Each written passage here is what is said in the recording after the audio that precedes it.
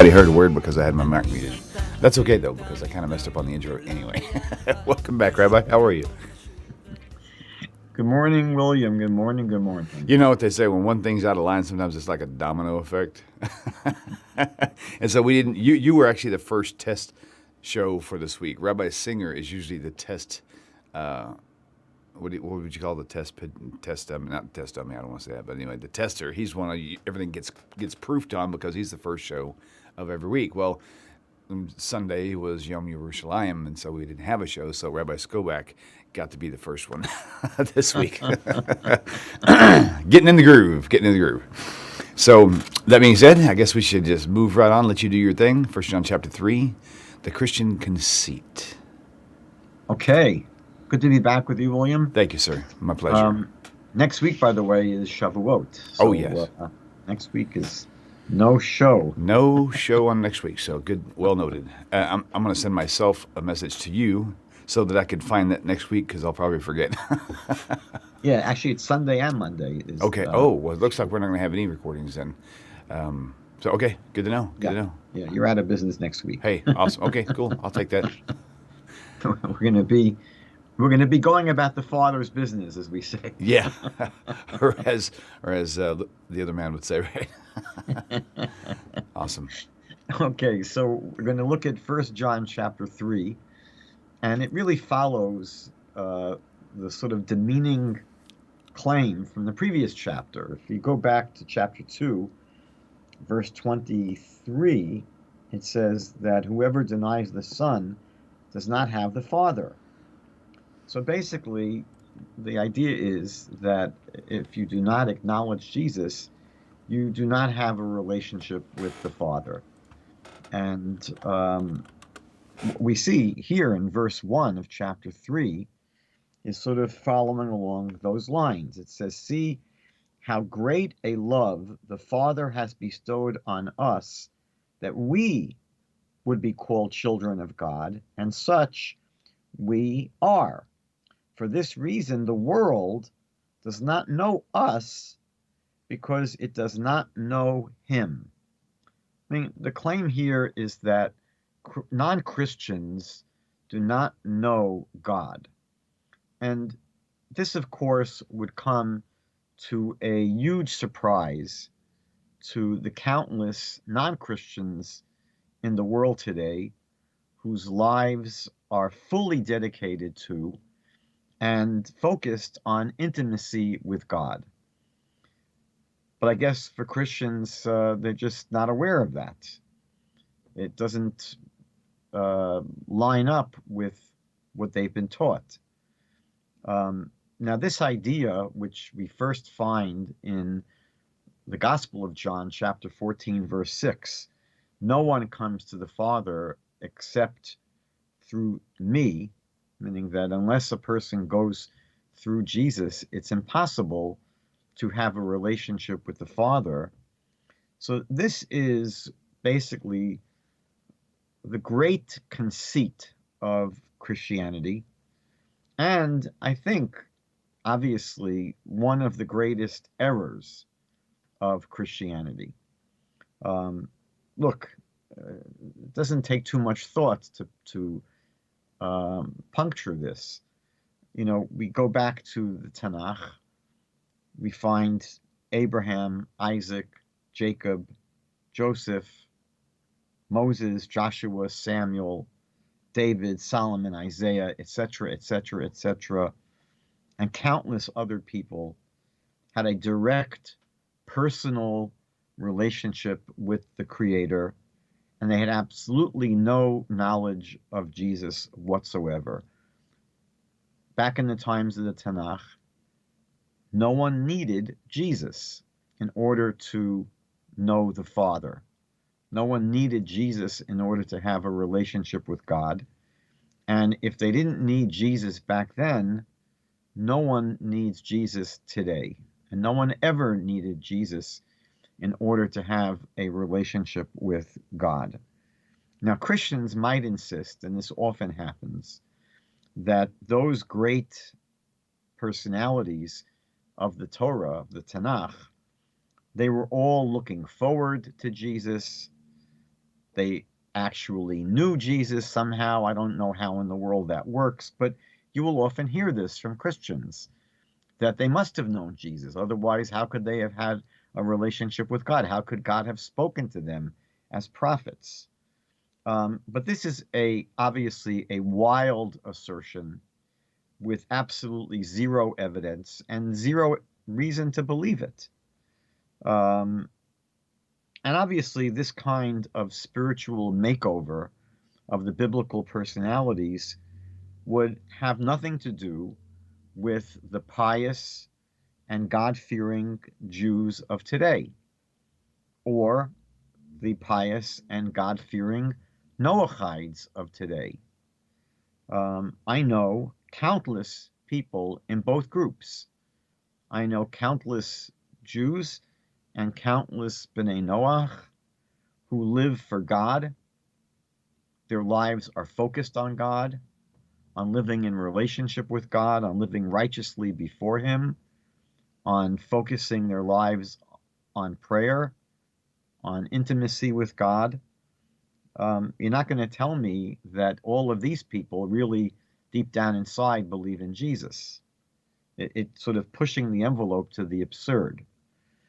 And what happens is Christians are led to divide the world between the lost and the saved, those who are lost and those who are saved, and to describe Jews as being blind, because it's a sort of a peculiar world to be living in, where you are forced to believe that only people like yourself have any relationship with God, when you're living in a world of millions and millions of people who live their lives daily with God. And so it requires sort of this radical spiritual surgery to, insist that either all these people secretly believe in Jesus, or these people really are deluded when they think they have a relationship with God and they must really be spiritually blind. It's a strange, strange world that Christians must find themselves in. Now, in verse 5, the author here of 1 John says that you know that he appeared in order to take away sin, and in him there is no sin. So what the author here is saying is that what was the reason that Jesus came to the world? He came to the world, he appeared in order to take away sin. What is all this about? Where does this come from? So basically, this is a result of Paul's really makeover, Paul's radical makeover of the messianic profile, meaning that in the Tanakh, there was a profile of what the Messiah would be and what the Messiah would do. Jesus didn't accomplish any of what the Messiah was supposed to accomplish. And at that point, either you have to give up belief in Jesus, or you have to come up with an alternative job description, if you will. And that's exactly what Paul does. Paul basically radically changes the entire profile of what the Messiah is supposed to do, as essentially coming to die in order to take on the sins of those who would believe in him. And this is based upon a fascinating distortion of Isaiah chapter 59 that is made by Paul, meaning Paul literally takes a passage in the Tanakh that describes the Messiah. Paul takes a passage that actually describes the Messiah and changes the text, distorts the text of the Tanakh in order to substantiate his revised job description of the Messiah. So in Isaiah chapter 59, the prophet says that the Redeemer will come to Zion, to those who turn from transgression in Jacob. Isaiah is telling us something that was already said back in Deuteronomy chapter 30, that the redemption will come when Israel repents and turns away from their sins. And that's exactly what Isaiah says in chapter 59, that the Redeemer will come to Zion. To whom? To when? When those in Jacob, meaning the people of Israel, the people of Jacob, turn from their transgressions. That's when Messiah, the Redeemer, will come. Paul says in Romans chapter 11, verses 26 and 27, that the Redeemer will come from Zion, and he will remove ungodliness from Jacob. It's fascinating. In Isaiah, Jacob, meaning the people of Jacob, the people of Israel, turn from their sins on their own. They themselves repent. They themselves turn from their sins. And then the Redeemer comes. In Paul's rewriting of Isaiah, the Redeemer comes in order to remove the sin from Jacob. He does it for them. They don't do it by themselves. And the reason is very simple, because Paul's belief is that human beings, since we are essentially under the control of Satan, we are not capable of turning from sin. We are not capable of living righteously. That's why Paul says in Galatians chapter 2, verse 21, that if you could be righteous by following the Torah, then Jesus died in vain. Paul's assumption is that you are not able to be righteous through keeping the Torah. We're incapable of being righteous. We're incapable of turning from our sins on our own. And since we cannot do it, according to Paul, we can't do it, so God has to do it for us by sending his son to die in our place. And so what you have here in verse 5 is basically a restatement of Paul's radical sort of makeover, transformation of the whole messianic concept. And it's, again, what I wanted to emphasize, it's not just some fantasy in the mind of Paul. It's not just a switcheroo in the mind of Paul. Paul imposes this upon the text of the Bible. Paul is forced to basically change the words, to rewrite, in a sense, Isaiah in order to make room for this new concept of the Messiah. And verse 5 ends with the writer saying that in him there is no sin, meaning that in Jesus there is no sin. Now, this is a very, very difficult claim to make.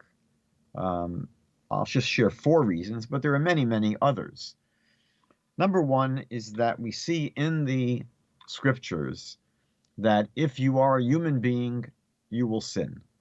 1 Kings chapter 8, verse 46, Ecclesiastes chapter 7, verse 20, basically say there is not a man on the earth who only does good and never sins. Everyone will mess up.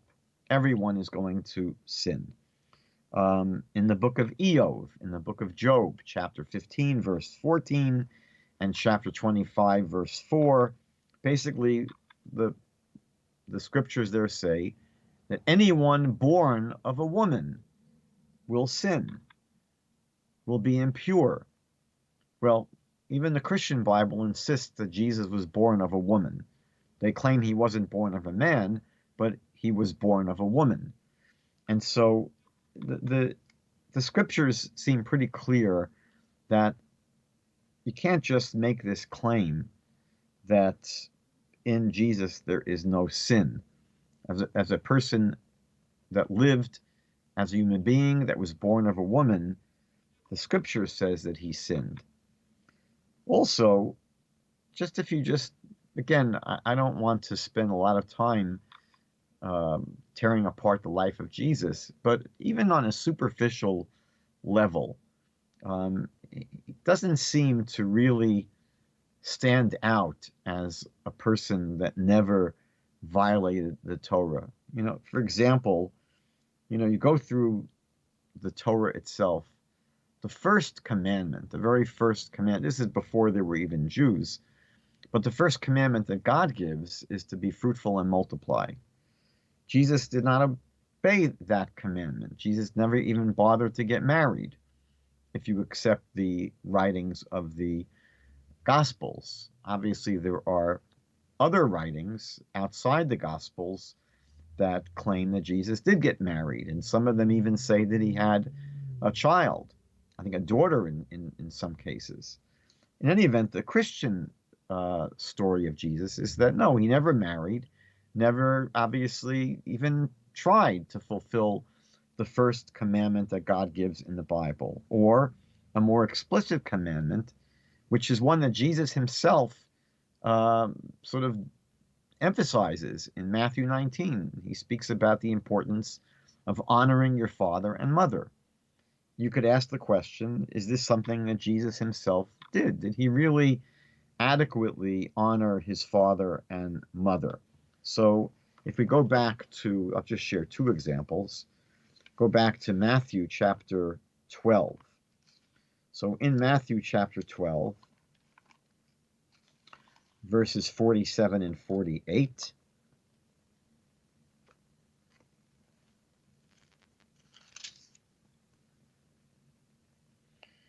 someone said to him, "Behold, your mother and your brothers are standing outside seeking to speak to you."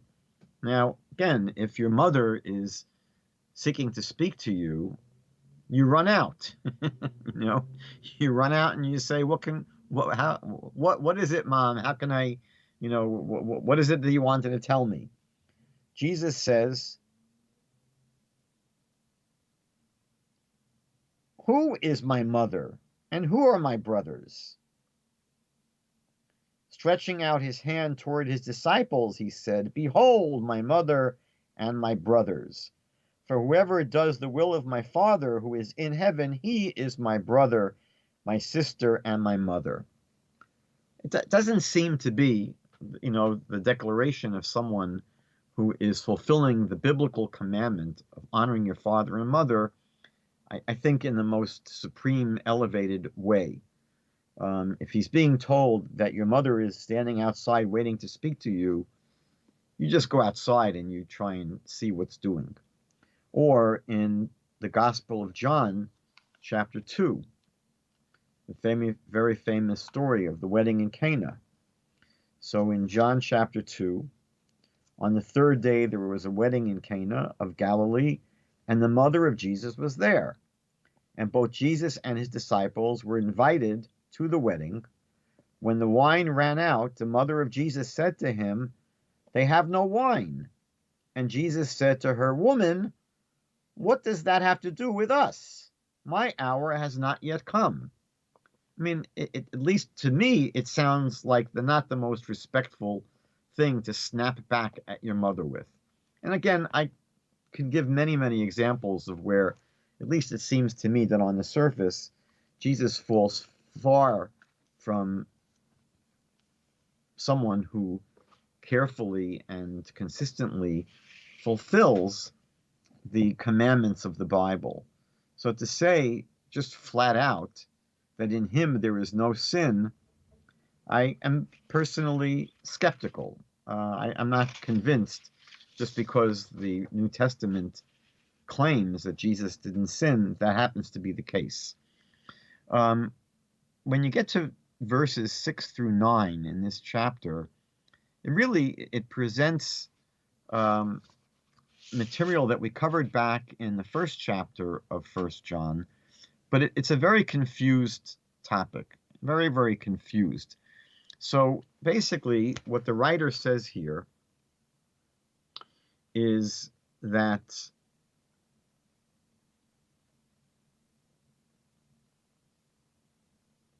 no one who abides in him sins. So it's interesting.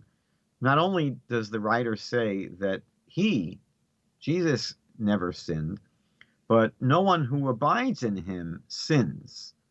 No one who basically has a relationship with Jesus will sin.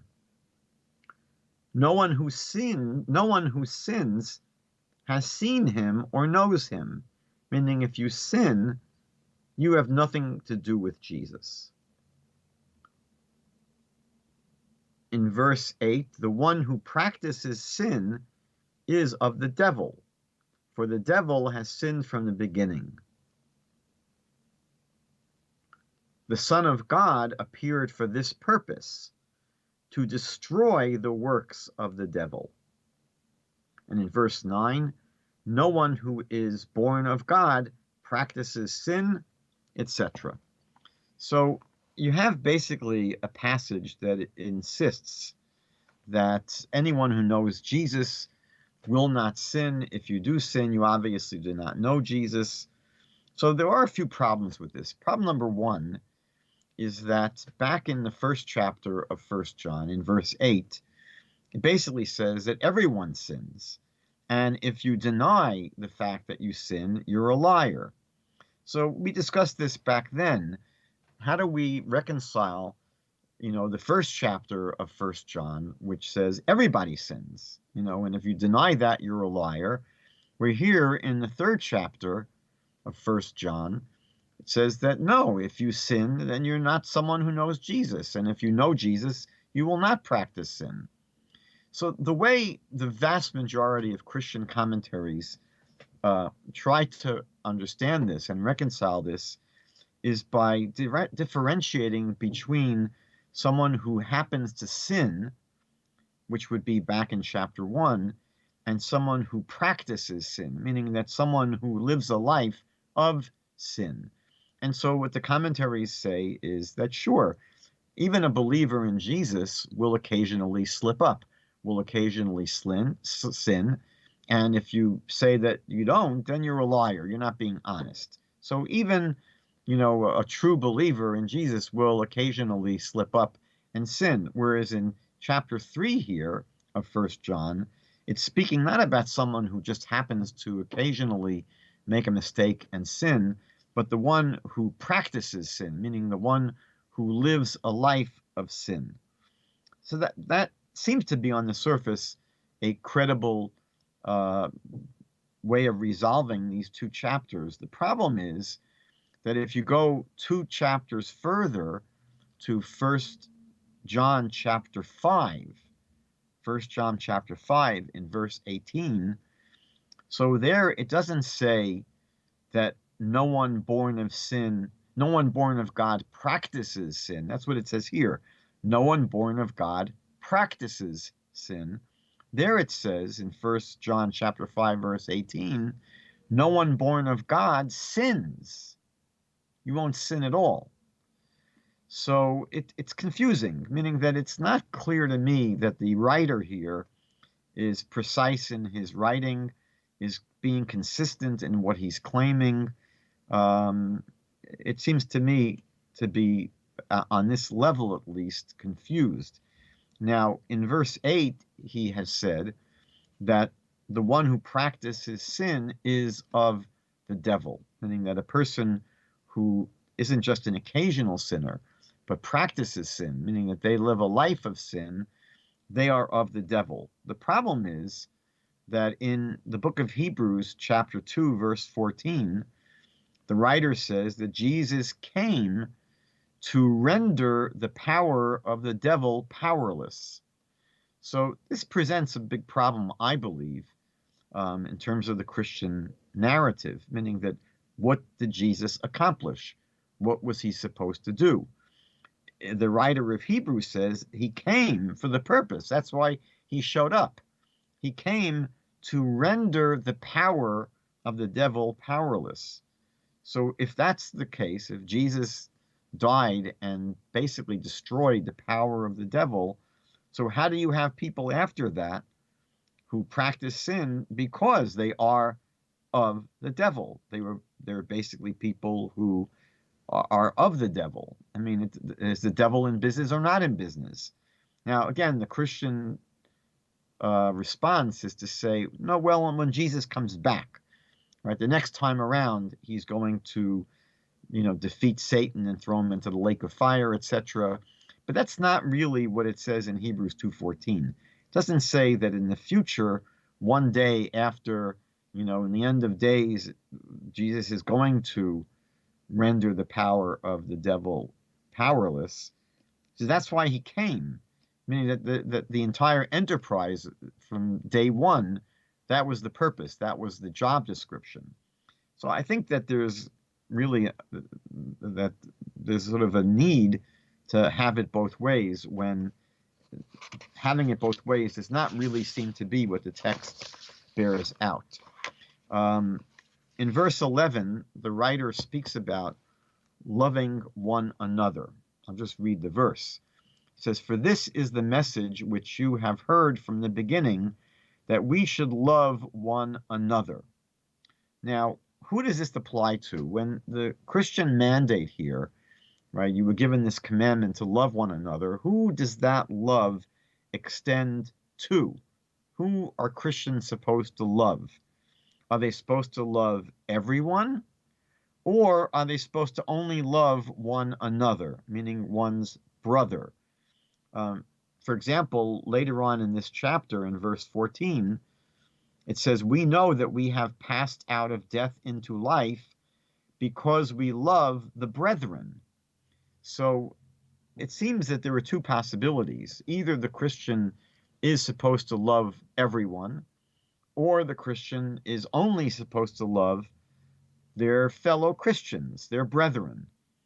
And it seems to me that if the Christian model for loving others is Jesus, their Messiah, so the question would be, well, who did Jesus die for? Did he die for everyone, or did he only die for those who would believe in him? And it's very clear in the Christian message is that he died only, he potentially died for everyone, but everyone didn't necessarily get on board. So at the end of the day, Jesus only dies. His death is only relevant. His atonement is only available to those who would believe in him. So basically, that's what you could say is the equivalent of spiritual brethren. So you could argue that Christians are essentially following the lead of their Messiah, that your spiritual and moral obligations extend only to your own kind, to your own brethren.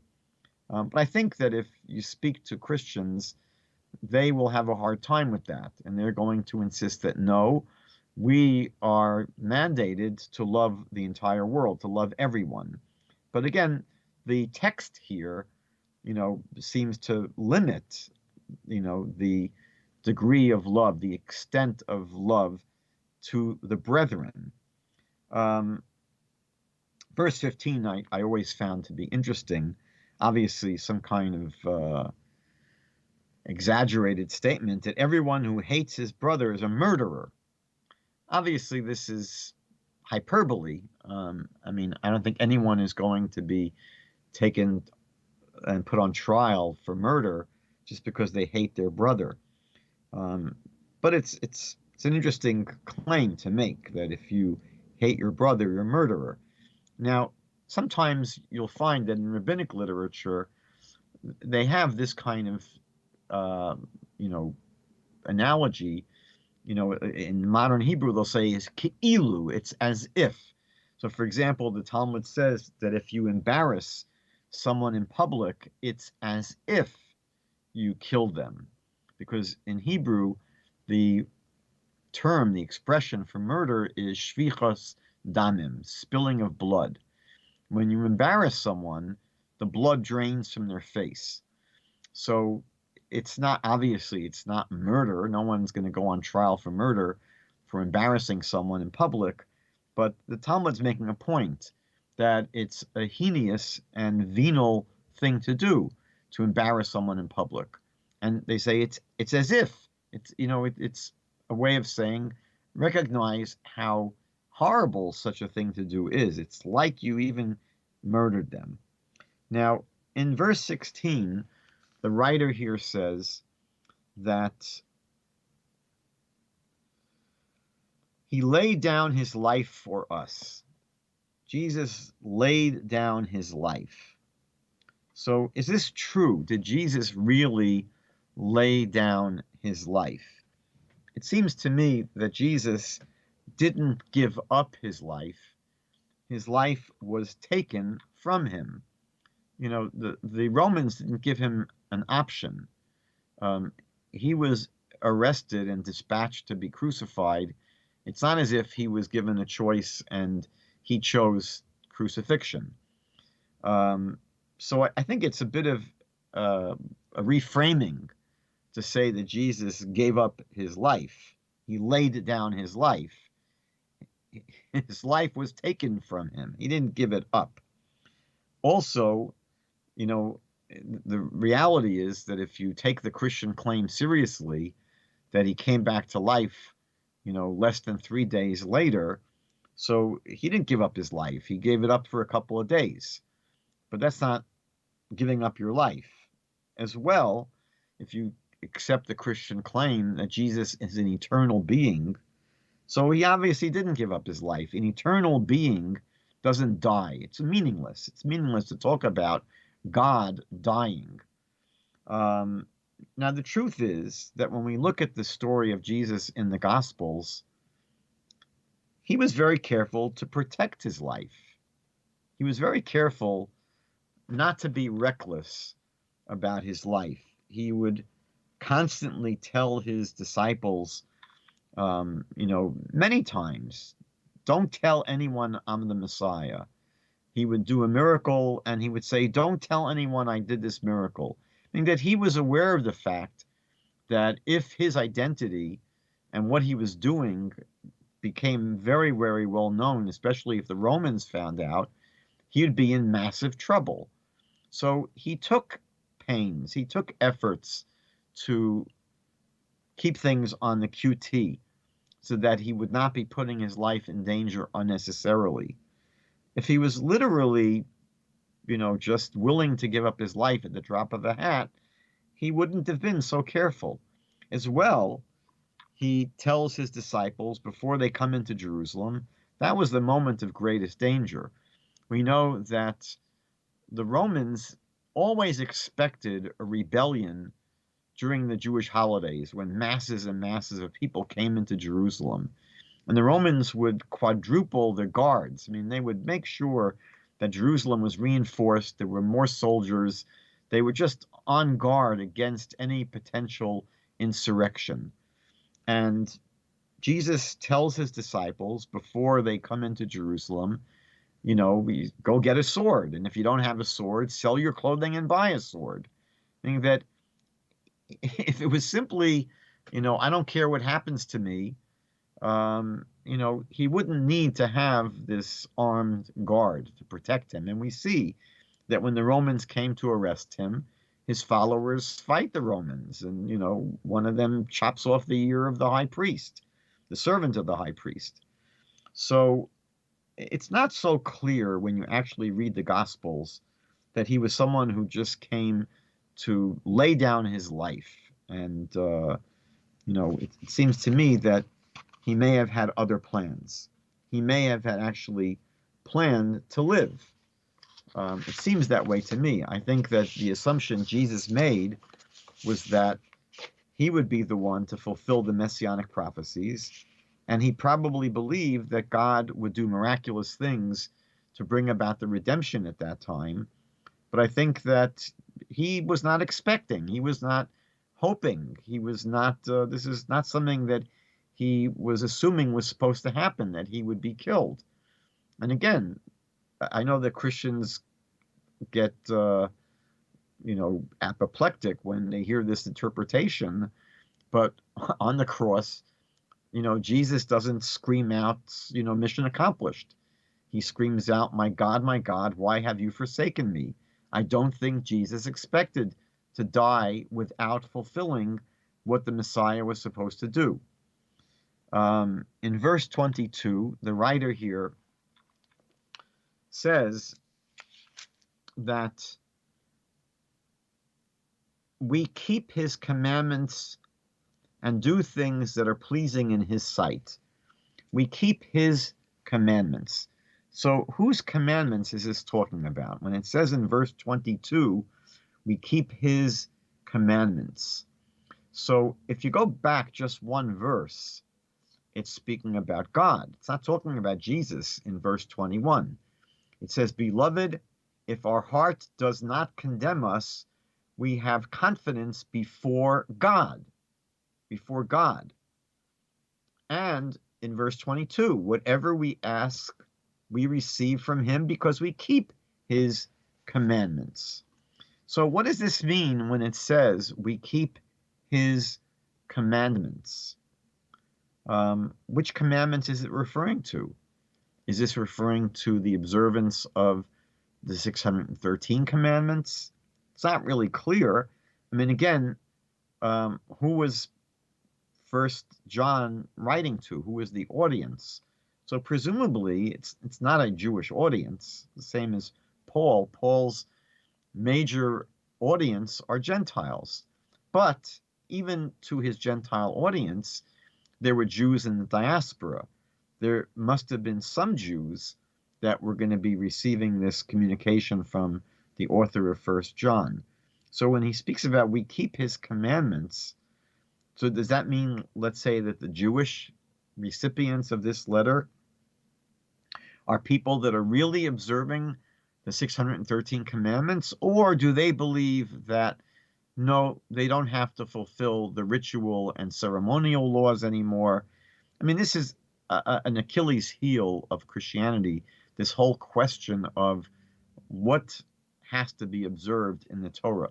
It seems that Jesus constantly spoke about the importance of observing the laws of the Torah.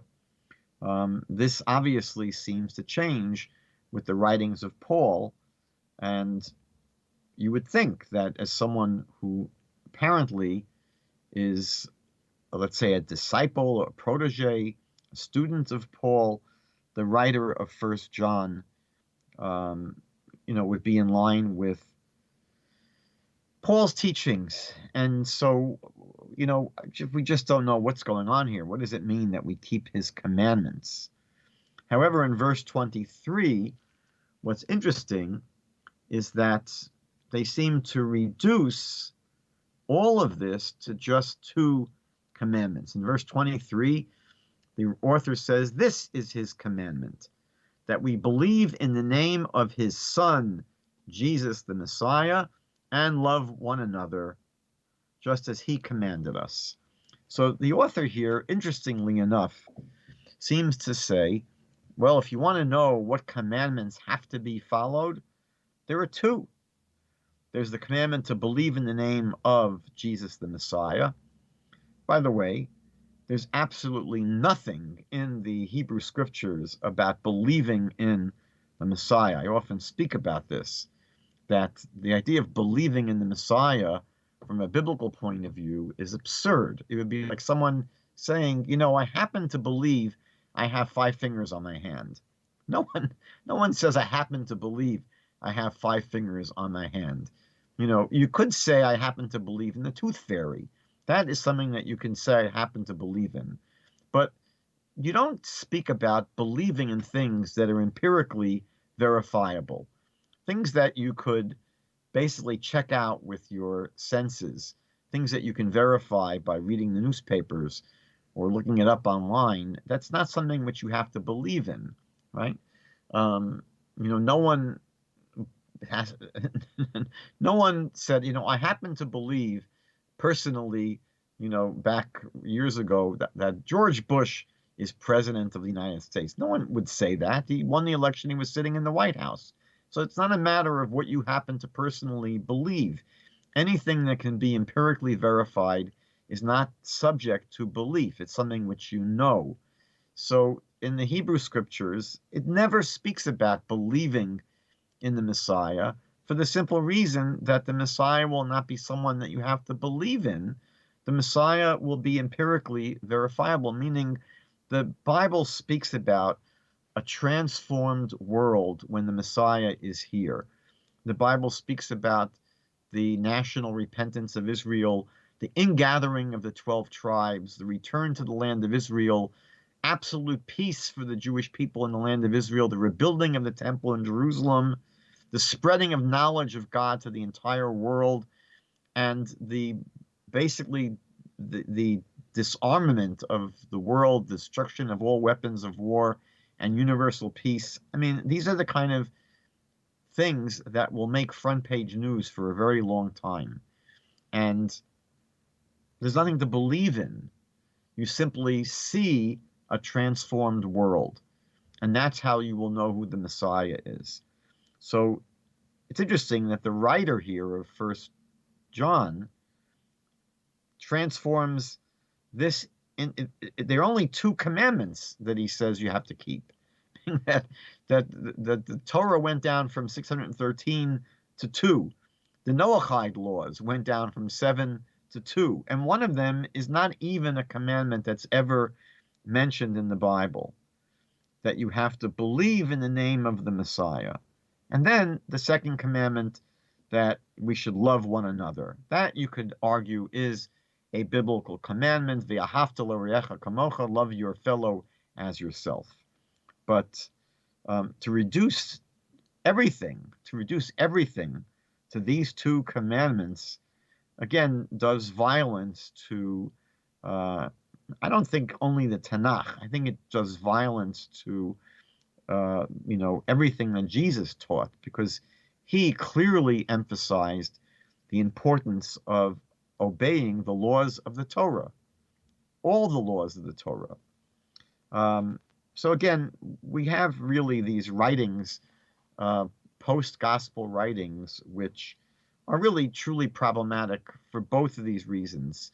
They are complete distortion of much of the theology and law of the Tanakh. And I believe, I'm not a Christian, but I believe that they are certainly not consistent with the kind of teachings that we see coming from Jesus in the Gospels. So that's my take on 1 John chapter 3. Well, all righty then. God willing, next time, 2 weeks from now, hopefully, we'll plow ahead with chapter 4. Excellent. Excellent. As always, Rabbi, thank you so much. We had a good viewer base, close to 100 people watching today, which is very nice. So you guys be sure to subscribe. I wish I could see them. I know, right? I know. All I see is my TT on the screen in front of me. Tanakh talk. We may have I may set up a special one sometime, like on a Zoom or WebEx, something like that, where you can literally have everybody's camera in to see who's actually watching you, because I hear that you can control the microphone so nobody will be interrupting, but you can actually see your class. That would be kind of cool. Well, it's nice. It's nice to have a little bit of human contact. Yes, exactly. Very nice, very nice. Okay, well, thank you all so much. Thank you, Rabbi, for your time, and we'll see you guys not next week, the week after. So y'all have a great week. Thank you, Rabbi. Once again, shalom, shalom. Shalom, shalom.